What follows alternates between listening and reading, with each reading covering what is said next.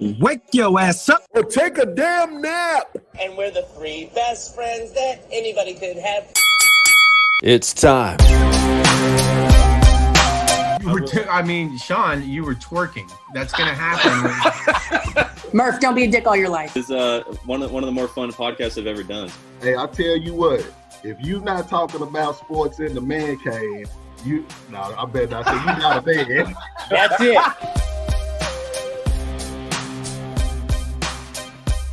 Who gets more into it as far as each game when you're coaching, her or you?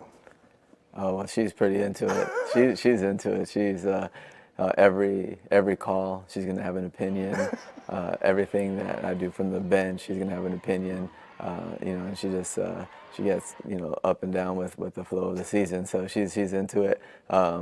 Maybe from the sidelines you get into it just a little bit more because you don't have as much influence about what's going to happen, and from the bench you got to think the game. So I would probably say her. And the magic, wow, the magic of podcasting. And we're going to make me big for the first time. Look at this. I'm huge. The Luceros, Rob and Krystal Lucero, known these guys for quite a while. And it's not about just bringing friends on this podcast. And this being episode 99, I think the thing that needs to be pointed out, why did I wait 99 episodes in to have the Luceros inside stories inside the man cave? I'd asked Krystal a long time ago when you got your podcast going. I was like, man, I know who was it? Coach Brown and Cedar Park got the invite before I did. I was like, oh man. I love it. God. But before we really dive into this and talk about our going on well over a decade of friendship, but the story you guys have, and one thing we like to do is try to inspire people, tell some great stories here in the man cave. I've got to give a big shout out to our family of sponsors. It has been growing at a rate that I can't keep up with, but that's a great problem to have because that just tells me something that a lot of people are starting to buy into this. But first of all, Jim Saxton, State Farm Insurance Agency, who is a Westlake OG, by the way, and Cosmic Coffee and Beer Garden, and the two new ones, Farmhouse Delivery, based out of Austin, organic foods, organic meat, produce can be delivered to your door. They're sourced out of Texas. And of course, we're now on the Our Community Now platforms nationwide. There's 9 cities, but we're going to focus on the Texas platform. So this is honestly going to be the first full episode on the OCN platform. And without any delay, I have to introduce these guys. Krystal Lucero, Rob Lucero. Rob's the head basketball coach at Westlake High School in Austin. And Krystal and I, she happened to be a little sister of my fraternity at Stephen F. Austin. There's been a little bit of an SFA theme in the last 20 episodes. Krystal, first off, since you and I date back, Rob was the head coach or assistant coach at Nacogdoches High School. Right. After I graduated, my second job in my previous career in that amazing run in the media. How did you guys meet and become where you guys are now parents of 2 beautiful children here in Austin, Texas? So we met in Nacogdoches. He was coaching at Nacogdoches High, and I was actually refereeing one of his games. It was a scrimmage. And so he fell in love with the referee is kind of basically how it goes. Robert, the referee didn't fall in love with me though. It took a while. It took me a second. I was also only like 20 years old too. So in my eyes, this old man kind of liked me. He had 26. A job. I was 26. 26, yeah. Correction. Exactly. So in my eyes at 20, he was an old man. So, he had a job, he had his own apartment and an own car. So, it was pretty much a big upgrade for me. And so we, after refereeing one of his games, I met with him. Do you remember that place, the lumber? It was a lumberjack. What was it called, babe? Lumberyard. Yeah, lumberyard. Downtown Nacogdoches. Downtown Nacogdoches. So ran back into him there, and he was pretty excited to see me, and he gave me 3 phone numbers. So at that time, you know, I'm going to tell my side of the story here in a minute. I'm going to be quiet for a while. Go ahead. So, you know, sometimes cell phones don't work in Nacogdoches, especially back in, 2000 and, geez, 2002, 2003. Yeah. So cell towers hadn't made it to the Piney Woods. And so he gave me his office number, his apartment, and, you know, office with extension, and his office cell phone and his apartment number. I lost them, and I really did lose them. He thinks I threw them away. And then I ran back into him. So that was like October. Then I ran back into him in January, and I had to referee his game. And I realized I had not called this coach that I'm going to referee his game. And then I looked and I was like, he's pretty cute. So I asked for his number again, and he finally gave me his number the second time. And then I called him right away, and we had a date at Whataburger right before Saturday practice, right before Saturday morning practice. I definitely don't know. I mean, I had an SFA, like, Purple Haze shirt on and a green beanie, or not green, orange beanie on. Like, I was looking a mess. And he fell in love with me. So we had met. Yeah. And I had felt the connection from down the floor. I'm like, oh man, she's pretty cute, you know, and it wasn't like, oh, it was just, that's somebody I like need to be close to, you know, it wasn't like whatever. And then I didn't see her for a year. Okay. Then I see her at the lumberyard, and I'm like, oh man, there's the referee. I've been looking for her for every time we walk into a gym. I'm like, there's no Facebook. There's no Facebook. Right. Yeah, there was MySpace, but it was different. Yeah. So then I see her, and I'm like, oh, you know, I don't, my cell phone never works. I'm never home. It's October. Basketball had just started. I'm in the gym or teaching class all the time. I'm always at the school. So I gave her the office number, and I gave her my home number. And I swear, when she walked away from the bar, she crumbled it up and threw it on the ground. Woo! The truth be told. True. Not true. So we start practice. This is like October. We start practice, and this is my second year, so I'm pretty close to the guys. So I'm telling Damion and Kendall and Ski, I'm like, man, I met the referee, and, you know, I found the connection, and, you know, I gave her my number. Oh, okay. And then every day on the way home, has the referee called? No. And it started to become a joke. Oh, that referee that you gave your numbers to, she called you? No, you know, you can stop asking now. And then she walks into the gym, and I'm like, oh, here's this referee that didn't want to talk to me, and now she's going to ref our game. And Robert was going to ask, can he cuss on this podcast? Because I know what he's probably about to say. 100%. Yeah. Hey, they're about to come out. I had to buy if I ever start to stumble or look up, you know, it's because I wanted to cuss, but I knew it was going to be archived forever. Exactly.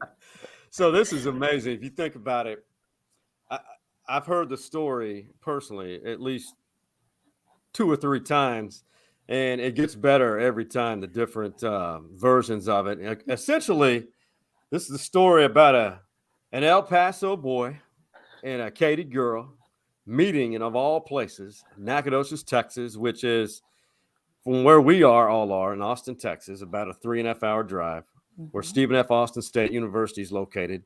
But Rob, there's multiple layers of this story. You being a pretty good basketball player back in your day, I'm sure I've seen you can still shoot it, but you had this career aspirations. I mean, if I remember right, the journey to become a basketball coach and a head coach to where you are now at one of the premier 6A schools in the state of Texas, a basketball, we'll call you guys, Westlake, a basketball state power. And I'm not exaggerating when I say that, but what's the main story of how you got into coaching basketball to where we are today? Most of the story just is dumb luck, to be honest. You know, I was just in the right place at the right time. But you know, when we moved, my family moved from El Paso to Dallas, I played a couple of years of junior college basketball, and then when those 2 years were over, I kind of lost my way a little bit because you lose your identity and the whole flow of your life is attached to basketball. And then when you don't have that, I was kind of lost a little bit.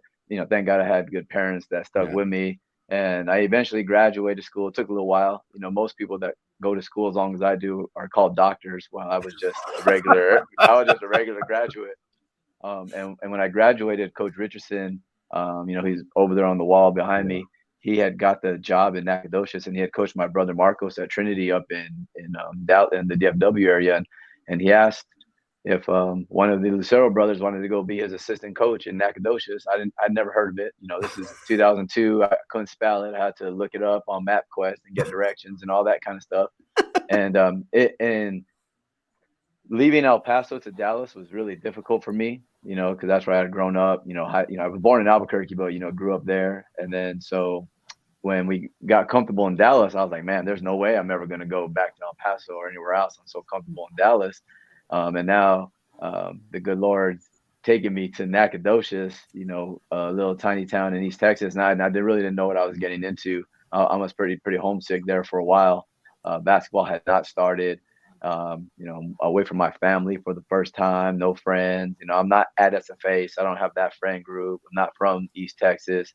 And then basketball got going, and that kind of changed everything. We had some really good teams there. Had guys that went on to play D1 and professionally, and Damion was there, and Damion went to UT here in Austin, and pretty much because of the relationship with those kids, I got to see a ton of stuff at an early age, coaching wise, that probably other coaches just aren't, they just don't get to see it, because Damion got to see, all these high level coaches come in and recruit and how they handle themselves. We got to go watch their practice. I got to see USA basketball up close when Damion was there. And it wasn't just him. It was like Jensky and Kendall. Damion actually played for the Houston Hoops, and Nick Wise, dad, Greg Wise, who, is the head coach at Yates, and Coach Lucas, John Lucas, the number one draft in the pick in the NBA draft. They ran practice, and I'm driving them in and out, and so I get to watch and see all this stuff at an early age. And so I think that is how my development. And then Coach Richardson made me learn basketball, and we kind of learned together. But this is back in the day where you had to order VHS tapes and watch them on. And he would make me take notes and do like a report to him. And after a while, I kind of figured, well, he already knows all this stuff. He's just doing it to make me grow and learn something. And so I felt pretty fortunate that I had that kind of mentorship from a coaching standpoint. And then my parents, they were always around the gym. They coached us growing up, and so you have like coaching wasn't just like something you did. It was like, my dad and my mom would invite everybody from the team into the house or into the gym. And so I think you take from all those things and kind of shape who you are as a coach. And that led you to Hay Consolidated High School here in Austin, outside of Austin, just in Hays County, which for anyone who's not from this area, it's basically off I-35 south of Austin. It's just one big metro area. And then the Westlake. And the one constant has been Krystal. And and the interior designer, and you were along for this ride. And there's a twist to this story. Everybody, they call it the C word. I went through it twice with my ex-wife, who is almost a decade survivor, and we're friends. But I watched you. And I felt like, and I'm wrong for saying this, that I felt like it really just brought you two together, because you see another aspect of life. You experienced breast cancer. When that diagnosis first hit, when you received it, how did it affect you both? And I'll start with Krystal on that side. Yeah. So, I mean, honestly, it was pretty crazy, because I felt the lump. I was 27 years old, and I didn't think much about it. And I told my mom, like, hey, I felt this. And she's like, oh, just go get it checked out. And I didn't rush to the doctor or anything. And so once I got there, my doctor didn't blow me off. I will always love her. She's actually delivered both of our boys. She didn't blow me off. And so I went and got a biopsy. And Rob, I think can't remember if you were already in your tournament or not. But he came with me, and I remember the doctor telling him, you better sit down. And he's like, no, I got this. Whoa. And he was so happy he sat down when I got the biopsy, because he probably would have passed out. I would have fainted. Yes, Yeah. definitely. Yeah, Definitely. So yeah, it was pretty tough, but it wasn't one, like, I was never really scared during, after I found out I had cancer. I got the call, and it was, Robert had a tournament, I believe it was Manor. It was in Manor, babe. So it was in Manor, and I got the call. So I was hoping he could be home, but they called me before they told me they were going to call. And so he gets home, and I'm like, oh shit, I have cancer. Sorry. Yeah. And so I decided to go to the basketball game with him, the tournament. And I walk into the gym, and all of the boys had my name written on their shoes. They, had little signs and things made for me. And, you think high school kids at Westlake, and Robert was the assistant coach at Westlake at that time. And this is 2010. You wouldn't think that they would even really care, but we had already established such a relationship with the people there. One of the moms had taken me to my appointment at MD Anderson, my first appointment, and then we came home and went straight to a basketball game. But Robert, I don't know if you ever missed any games. I probably barely missed any games. We went through treatment. We're one of those families that, we go through a lot of things, but we definitely, basketball has probably been the most consistent in our lives, and it brought us together, obviously. But it also kind of gets our head away from all the craziness that's going on too. So definitely went from treatments to games, and then Robert, I don't know how he did it. I feel like my caregivers were a little more teary-eyed and sad than I was. But some of the stuff he remembers that I just kind of blanked out. And one of the big things is, thinking that we might not be able to have kids. Right. And so I probably cried the most whenever that was like a thing that was brought up. Not knowing not knowing much about cancer. And that was the only time through all of it that Krystal got really emotional. She had took it all heads on and was like, I'm going to handle this. And she never was like, why me? Super positive. But then she did ask the doctor, because she was 27. So I was 33. We've been married for 3 years. It was it was probably like when we were thinking, okay, maybe we'll think about having kids now and stuff. Mm-hmm. And Krystal asked the doctor if she would be able to have kids, and that was like the first time her lip quivered, and she even had any tears.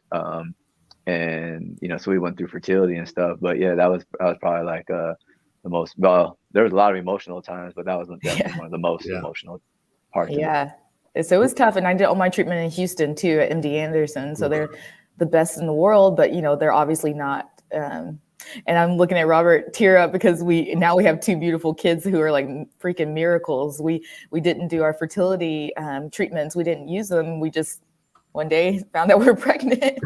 And so these guys are definitely supposed to be here. And they haven't slowed us down, and they've kind of added to our life. So I'm glad that we get to have them a part of all of this.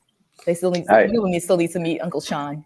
Yeah, I get really emotional because when you talk about the story, you talk about it from your perspective now. Like we're much older, and so that was 33. I'm 45 now with the two boys. But Bo, our son, had to have heart surgery. He had tetralogy of flow, and so at 6 months he had to have open heart surgery. And so at 20-week anatomy scan, we find out all of this, and it's really challenging when you find out that your son is going to have that kind of invasive surgery done at such an early age. And that's a whole nother podcast. We could talk about what Bo had to go through. But Krystal said, now I know why I went through breast cancer, because I was supposed to be Bo's mom, and so that's probably like, of all those things, like the most touching thing when you think about full circle. It's not like, oh, why did it happen to me, or why? It's like understanding, oh, I know now why I went through that, because I get to be there and be strong and share whatever Bo's going to go through. I can be there for him. I've never thought about this until just I've heard all this. We've had conversations way when you guys went through all this, and there was a little bit of disconnect when I changed careers and Bo was going through all that. Do you, and you kind of alluded to it, both of you, when you see this big picture, and we're in such a world of hustle. We're in such a world the grass is greener always on the other side, which is most times not the truth. But when you see how things you guys haven't forced things, you're deeply connected on so many levels, and not giving up, and the Krystal going through such a horrific battle and being so. And I hate to use the word strong, but that's the only way I could say it. Your toughness, the toughness, and Rob, we as men are supposed to be the caretaker, traditional role that is, but. Did you learn more about yourself? And to both of you, have you seen the greater scheme of life because of what Krystal went through and what Bo had to endure as a very, very young baby for the most part? Yeah. Robert always tells me I'm built to last. So, I believe Bo is too. We don't blow over.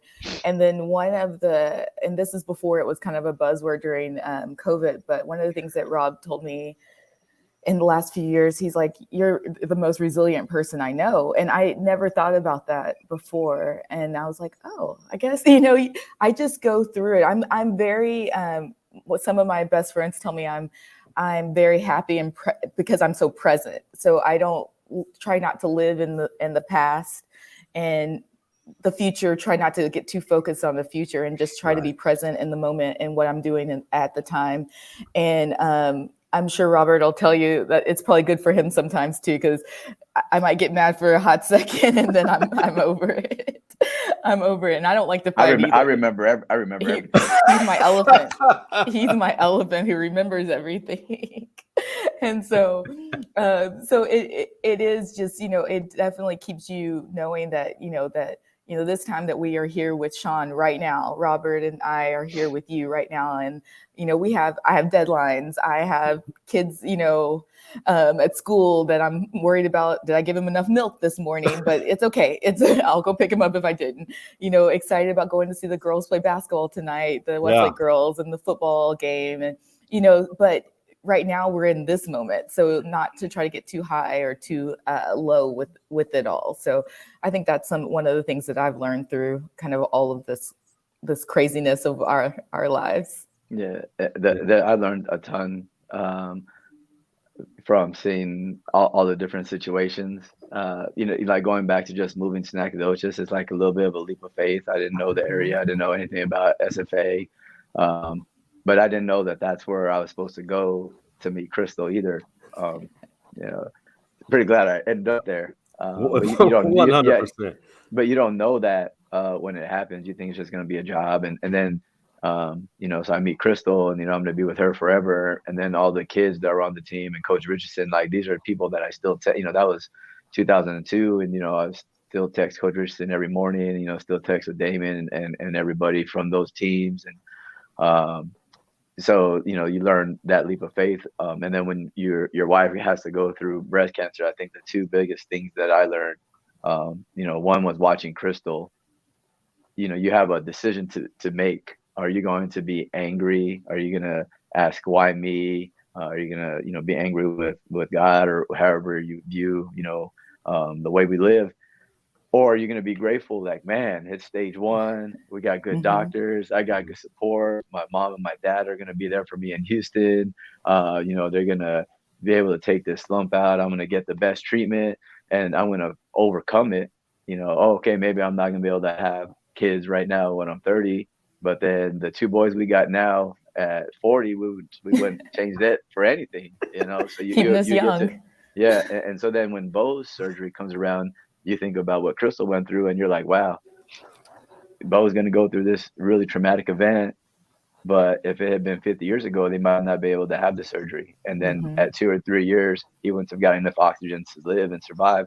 So then you can go back to being like, man, we're just so grateful that there's doctors that can take care of Bo so he can have a healthy, long life. And so those things you take with you and everything, and that's like probably the things you try to teach in basketball. You lose a game, well, that's fine. It's going to teach us something that's going to help us to win down the road if we use it right. And then the other thing that I really had to learn, you talk about the man part of it. There are so many people in the community that came to help us. Mm-hmm. And when you are a man, you want to take care of your family, and you don't want to, you don't want to take a handout and this and that. And one of the teachers that I was teaching with at the time, her name is Sharon Konchak. She had gone through breast cancer, and it's like one of those things, she didn't know why, but then, she's going to help this 30-year-old kid whose wife was going through it. And she said, everything that's coming to you is a gift from God for something that you had done. You got to accept it. And one of these days, you're going to be able to give back to somebody else. And so then when a player comes around and their parents going through cancer when they're in high school, you have the words to talk to them, or when, when one of our old players, when, people close to you that are going through the same thing, you can, be there for them. So I think that those are the two things that I learned most from it.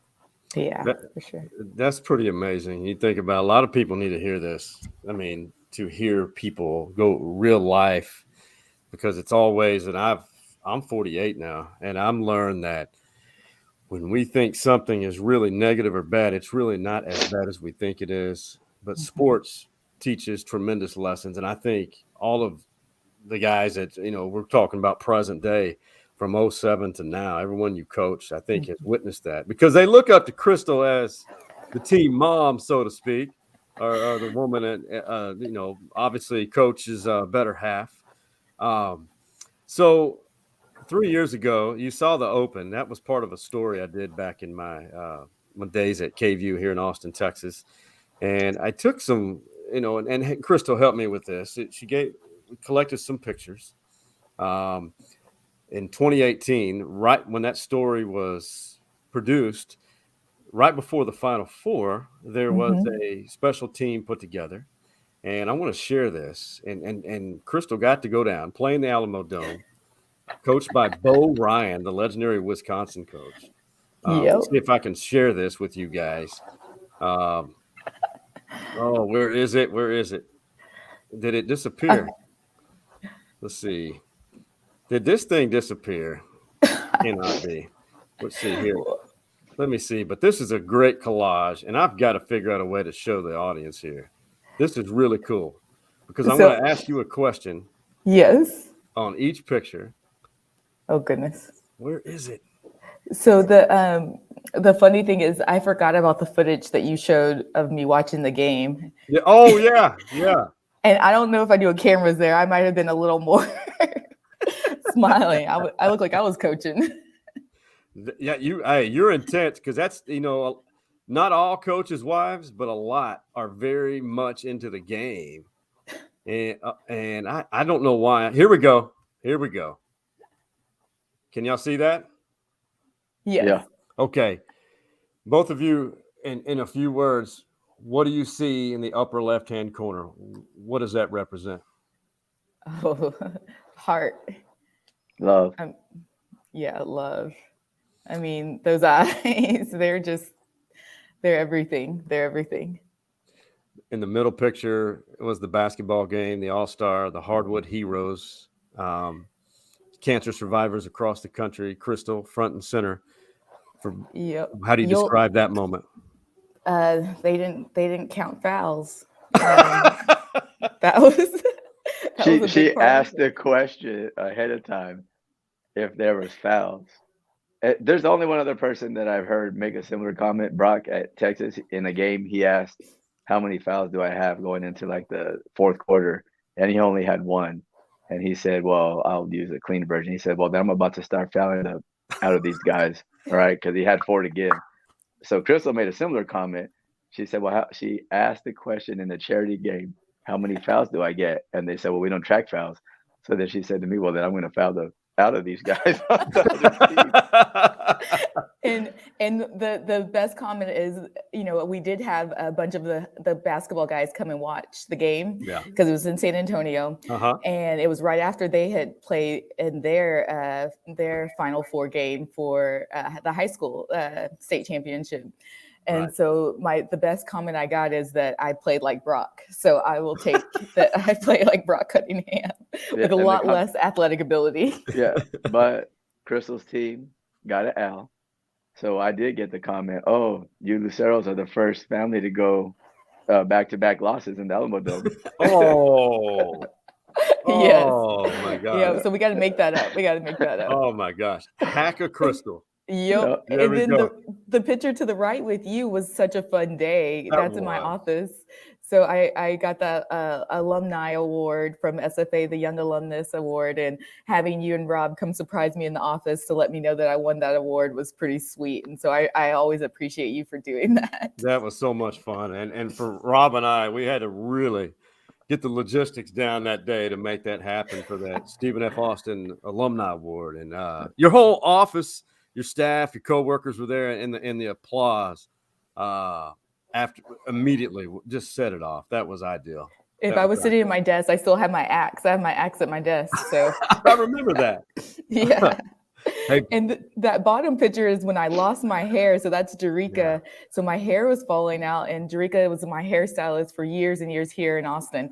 And believe me, it was hard to find her. Ask Robert when we first moved to Austin.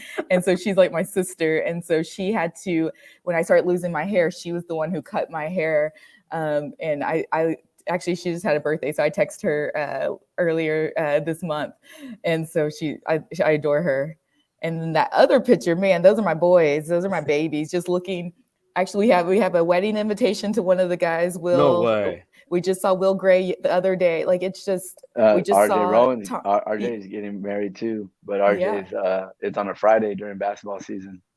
And That's then crazy. we just saw T-Fish, Tom. Yeah. Like, he just had a baby. His little boy is 9. Tom's up there. Tom's back there. We went to Tom's wedding. Yeah. Yeah. So it's just these are my babies. I mean, before Rob and I had kids, I mean, I was never lacking having a kid presence in my life. So those guys are all we from Nacogdoches to Hayes to Westlake. Those are our boys. Those are our babies. Yeah, that you mentioned Nacogdoches. One guy, I think those Nacogdoches teams, while I was there in the media there, it was a second job. I really gravitated to you guys, Coach Richardson, Damion James, that whole crew. They were great guys, great kids. And Rob, you and Coach Richardson, I know a lot of coaches can understand this. You're like father figures to those guys.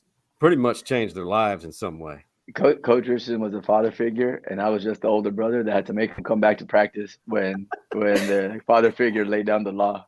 I didn't know anything about coaching basketball. I just had to make sure they were coming back. They would come back. Yep. And they were in our weddings too. They were in our wedding. Yeah. I mean, they're like our little brothers. They were in our wedding. Like, I love it. Yeah, I love it.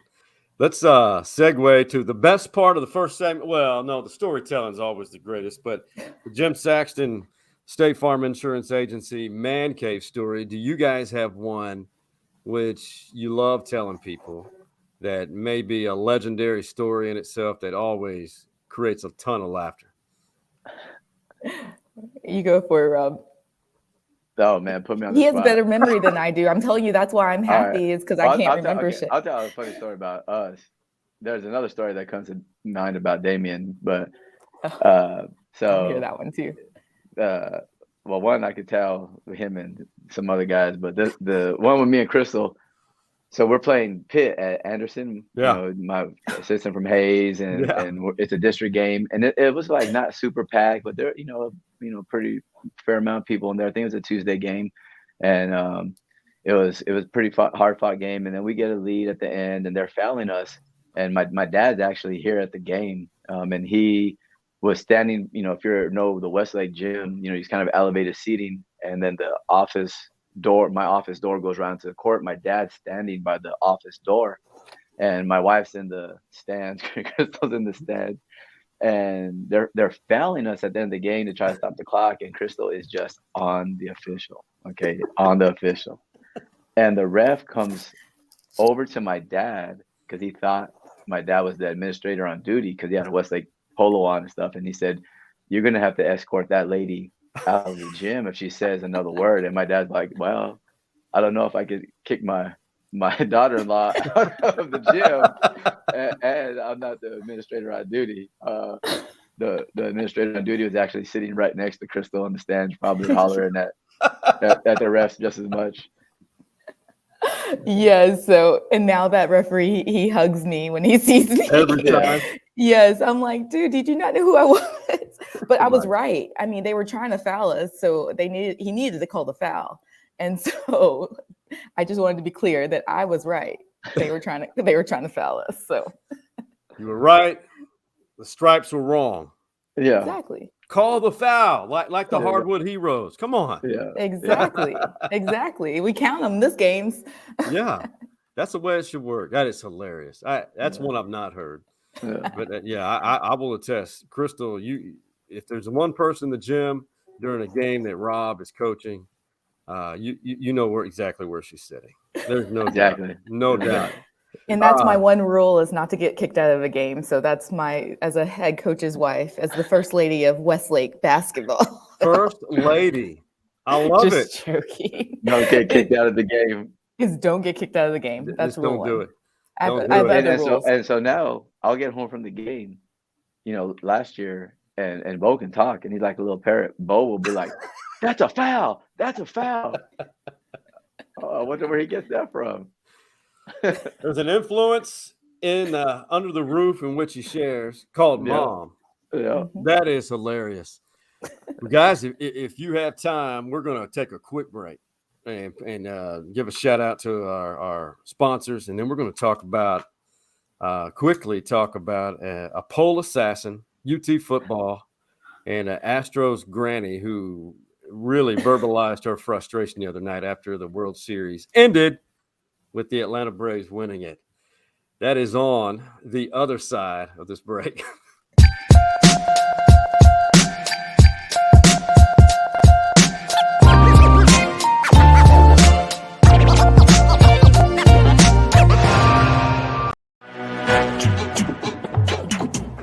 For all of your insurance needs, look no further than our primary sponsor, Jim Saxton State Farm Insurance Agency. The ATX OG has been insuring Austin for over 3 decades. And get this, Jim Saxton is a Longhorn legacy. He is the son of the late, great James Saxton, who was a Heisman finalist. Be sure to give him a call, or better yet, visit his website, saxtoninsurance.com, and tell him that the stories inside the Man Cave Boys recommended you.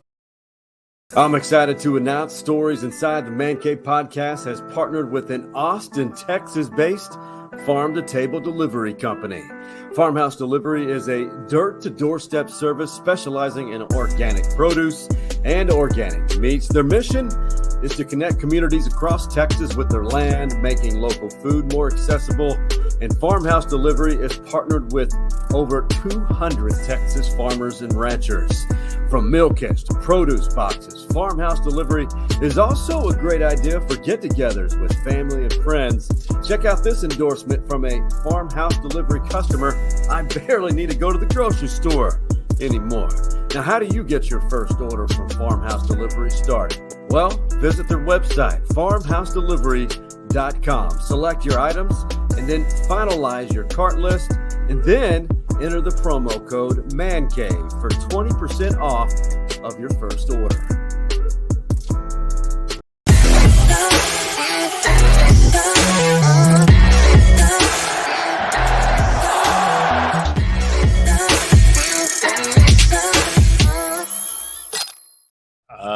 I mean, just like I said a while ago, I don't know exactly what the problem is, but we just got to, stay mentally focused in the fourth quarter. Like I said, if we knew exactly what it is, why the fourth quarter, I mean, most teams get their rushing yards, then, the problem would be fixed right now. So basically just staying mentally locked in for four quarters of football. Episode 99, Stories Inside the Man Cave, the Luceros, Krystal and Rob Lucero. Rob, the head boys basketball coach at Westlake High School here in Austin, Texas football. Being a coach, Rob, I don't know how much you guys have been watching Texas football. That was DeMarvion Overshone. They've shown a lot of progress under Steve Sarkisian, but for some reason, especially the last 3 games, I don't know what it is, but a totally different team. I have no clue. It's repetitive, and I hate putting a kid or anybody like that in that yet young on blast, so to speak. But from your trained eyes and your trained better half's eyes, what do you think is going on with Texas football right now? Well, I'm not a football coach. So if anybody, I don't think I should be. And I never coached in college. Yeah. So I do think sometimes like, I'd read a book one time and it was talking about usually when you judge something, it's the people that are doing what you want to do. And so when I read that, I was like, oh yeah, because I'm a super critical person already. So I can be critical about coaches, and I've never been in their shoes, So I try to remind myself to have that perspective when, I watch other coaches coach, because you just don't know what they're going through. Right. And especially at that level when you're, you got a new coach and he's probably being pulled at so many different ways, finding how to navigate through a new school and through something as big as athletics at Texas, and especially the premier sport of football in the state. Yeah. There's probably a lot that he's navigating and that they're learning as a coaching staff to figure out. So, I guess I would tend to be more of an optimist. Like they've shown that they could play with everybody and they've been up. And so now it's just, figuring out how to seal the deal in the fourth quarter or in the second half when they have those leads. And, I don't know if it's adjustments. I don't know if it's, personnel. I don't know, because I'm not a trained football eye. But I do think that, they got another chance tomorrow against Iowa State up there. And, you win that game and you win another one, you win your bowl game, and then all of a sudden everybody will be a little bit happier at the end of the season. And I like to say that I am a national champion in flag football from Stephen of Boston, but I'm still not a trained eye.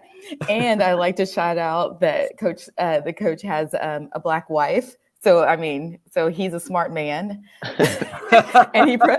and I believe she's an athlete too. So yes. I'm pretty sure he's getting an earful at home already for not winning some games. But honestly, as those kids are saying, the kid was saying on the player was saying, I haven't watched the whole 4 quarters of football in a long time. So I'm sure it was hard for them to play a whole 4 quarters. So it's interesting. I did get to go see them beat up on Rice.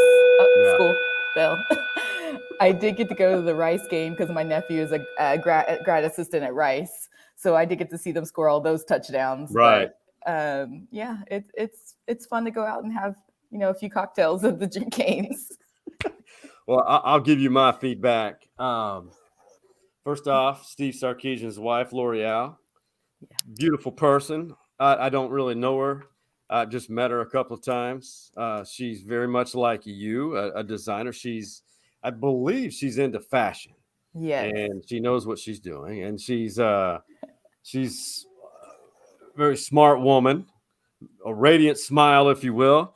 But in Steve Sarkisian's defense, and as you guys know, the Texas Longhorn fan base, I'll be murdered for this comment, but there's unrealistic expectations here every year. But it's going on for 11 plus 10, let's just say 10 plus years. Mm-hmm. What he's doing, it's not unorthodox. What's happening is there's not enough depth of talent at certain positions, namely the offensive line. They're scheming it. They're trying. Players also just not consistently performing at certain levels. You can't blame one kid. You can't, and that should never happen. The defensive line, the defensive scheme, what their job is to do is hold up linemen so the linebackers can make plays. That's not happening consistently. Can it happen? Yes. The criticism, I understand. It's just they need, and I'll say this, and I'll be killed for this comment. They need 4 to 6 years to develop this program to become a national title contender and to compete in the SEC. And that's my take. Take it for what it's worth. I don't think a high school coach gets 4 to 6 years anymore. No, it just doesn't happen. No, This does not happen. No, that doesn't happen. So the scheme thing though, like you said, the scheme's working great early. Yes. So then, building in scheme adjustments for the second half. I don't know how you do that in football. I mean, like they're doing pretty good through those first 3 quarters though. They really are. On a good positive note, we love positivity here in the Stories Inside the Man Cave. A young man that a lot of people knew was a Gatorade Player of the Year 3 years ago in the state of Texas. Chase Griffin from Hutto, started in Round Rock. He's at UCLA doing big things. He may not be receiving the playing time that he would desire, but the kid is cerebral, very smart, ahead of his time. He thinks he's just ahead of his time. This guy is crushing it on the name, image, likeness scene, and this is what he's doing lately. Just you'll want to just partner with this kid when you see this. I love me some Chase Griffin. 2 years ago, I joined the Be the Match registry to be a possible donor for one of the thousands of people each year battling leukemia and other blood diseases. I am asking you to join us, be the match, and pass it on. That's one of probably a dozen organizations in which he promotes or is actively involved in. And he's also one of the ambassadors in the Pac-12 representing UCLA to change progressiveness for student athletes and students in general. I mean, have you guys been able to follow his story at all or heard about him, read about him? I haven't. I Googled him when you mentioned him. And so that's awesome. I didn't see that part of it, but it's awesome that he's using his platform that, being a college athlete.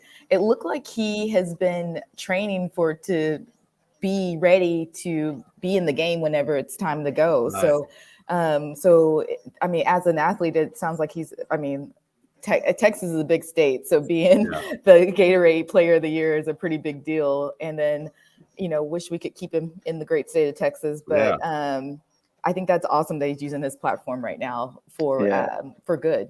Yeah, and then not to even be the starter, to be the backup, but then to continue to do so well for himself with name and image and likeness stuff. That's pretty special too. The thing, like being around kids now and being around like guys that have been recruited and have gotten a lot of attention at a young age, like I feel like almost. I'm sure UCLA and I'm sure he has great parents, but there also has to be a balance to all this. Mm-hmm.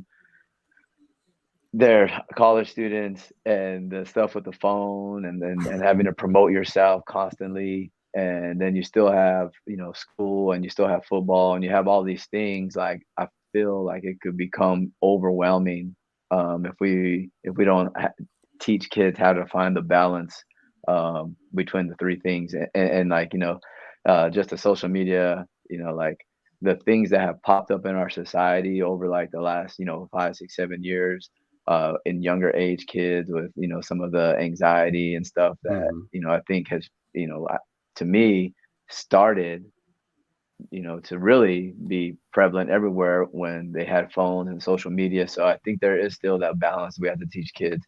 So anytime I see, he's doing great things with his platform and making money and he's promoting really positive things. But then I feel like you still got to make sure there's a balance to it, because you see like professional athletes, the notoriety, sorry for the school bell. It's crazy. The school bell will go on throughout the entire day and night. It's because they're all booked. It's unreal. But I'm with you. You see with the professionals, like they having to manage all that attention can be a little bit overwhelming for people. Yeah, and we need to make, and I've said this before, and I've probably had a conversation with you guys about this. Our country needs, and individuals, we need to quit making mental health such a taboo subject.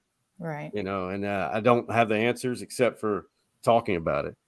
And let's make pharmaceuticals, some meds more affordable in regards to mental health. That's what I'm saying. I just hear that. It's not, people don't have access to what they need as far as medication for mental health, or just even the support to know what, the communication and the like Robert mentioned, like family support, because we're going through a lot of stuff with one of my nephews, and if my sister didn't do all of the research, and she was actually there for me when I went through my cancer stuff, the diagnosis that he has is such, it's something that I'm sure a lot of people on the streets right now have that nobody could knew about, because it's called PANDAS. And it's something that it's where you have the strep infection that gets into your brain, and the symptoms come off as OCD. So when they're thinking he's OCD, he actually has this infection in his brain that needs more than just going and doing exposure therapy and having and his body doesn't metabolize certain drugs. And so if my sister wasn't on top of it, and it being like her other full-time job, he wouldn't have never had that diagnosis. And now he's getting a bunch of different treatments that he needs. So it is that communication and having that support too. And hopefully, we can be part of that.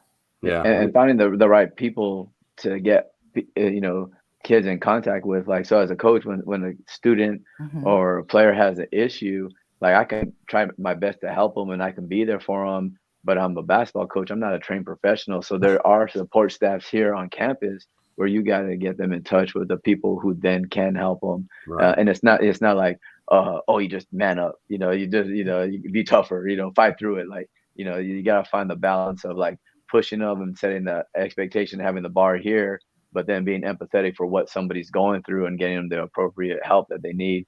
And that can be a little tricky.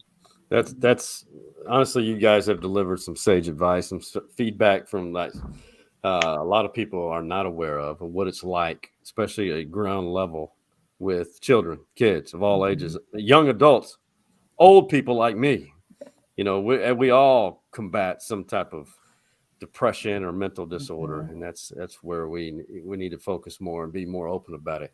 Now, this is somewhat amusing, but at the expense of Astros fans. But I love this, what we like to call the Astros granny. It's actually the mom of former Arkansas and Dallas Cowboys quarterback Clint Sterner, staunch Astros fan. As we all know, the Astros had another great season, fell short in the World Series, and this was her reaction on social media. It's amusing, but for Astros fan, you can feel her pain. Gosh, damn it, that hurts. Man alive. Freed, you long, lanky sucker. And Soleil, you one big son of a gun. Freddie, you and them white teeth. But Jock and those pearls, those damn pearls. Damn it. I guess there ain't nothing left to do but congratulate the Braves and all their stinking ass fans. Boy, that hurts. Yeah, you whoop that ass, but don't get it twisted. Go, Stros.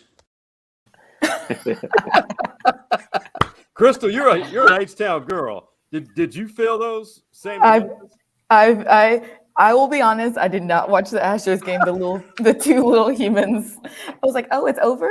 And I'm checking. But we use the term Houston girl with lightly? quotations because she's from Katy. Oh, that's right. Houston suburbia. Yes, I did attend a lot of Astros games as a young person at the eighth wonder of the world, the Astrodome. And so, but yes, no, I felt her emotions, and that's how I feel during the Westlake game sometimes, like I love Coach Peavy, go Duncanville, whatever. Yeah. But believe me, I was talking some mess to him while I was changing Bo's diaper in the tunnel at halftime. So I told Robert that way after the game, the fact. Yeah. But so I feel her on that, definitely. And I'll be that grandma. Oh yeah, for sure. Yeah. That's awesome. I can see that, you being that. But before we end this, we've got one more thing to address. Hey man, tell me something good.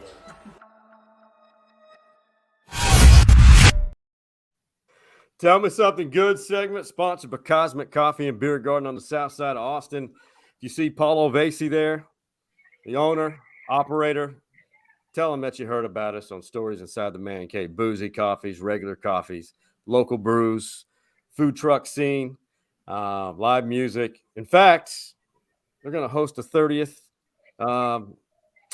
reunion of Anderson High School. Ooh. So that's where we're going to gather in December.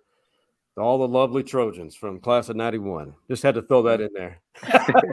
I just had my 20th class reunion. Ooh, Lord, it goes by too quickly. It really does. We still look good though, right? Yeah.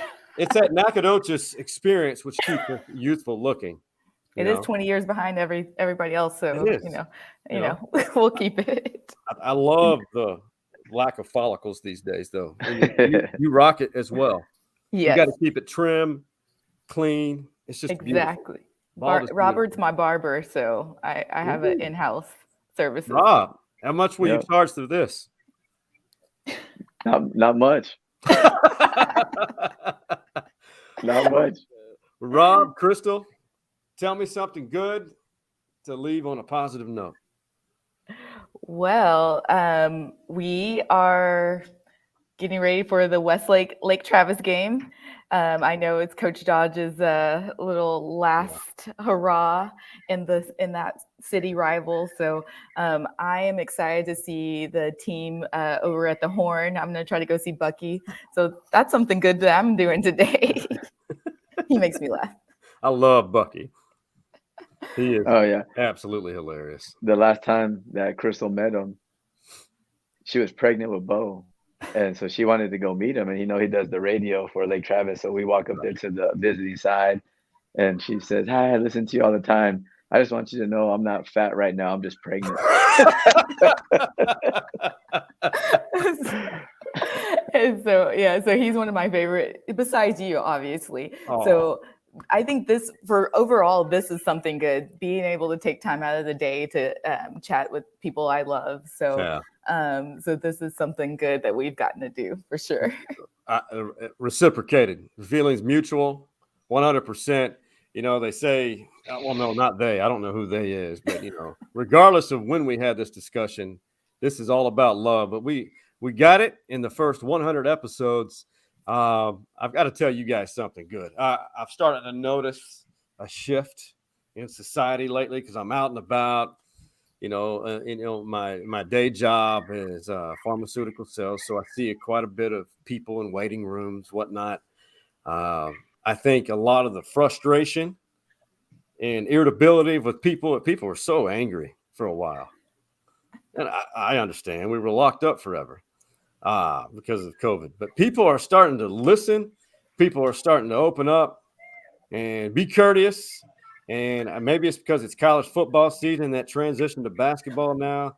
There's a lot of beautiful things. There's no restrictions here locally. Chris Beard and the Longhorns, he knows what he's doing here, and he is making it fun to watch Texas basketball again. And not that Shaka didn't, but it's just something different. I don't know what it is. And by the way, the Dallas Cowboys are fun to watch again on Sundays or Mondays. Did you do that for my mother-in-law? I think you did that one for my mother-in-law, those Cowboys. Yeah. Oh, it is beautiful. It is. They're fun. They're fun. And Bo's birthday is February 7th. And so we're going to go to Kansas UT at the Irwin Center. So that should be something fun to do. And KJ's over at Kansas, and Brock That's right. over at UT. Right. Yeah. Your former Westlake chaperone. That guy is a great kid, KJ. And I know, I don't know if they're still dating, but my buddy's daughter was his one of his girlfriends. Is his girlfriend, or that's how I met. Yeah, I don't know. Maybe I shouldn't have said that, but it's hard to keep up with the kids these days. It is. These kids are all active on TikTok, everywhere. He's a lover. He's a good kid. He's a good kid. He's a great kid. Yeah. Yeah. So guys, I love y'all. It's been a wonderful, long overdue, and this is where we got to say goodbye. It's unfortunate. For Hardball Hards, this is the Man Cave OGs. You may not see much of them, but they contributed quite a bit. Hardball Hards, Big Mike, Coach Mo, and for the amazing Luceros, Rob and Krystal, much love. and we out. You see the drippy, I'm fitted up. Hop in my car and the giddy up.